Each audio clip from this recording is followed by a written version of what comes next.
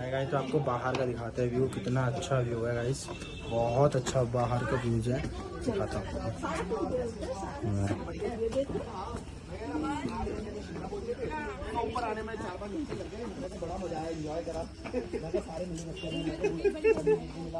इतना मस्त व्यूज है।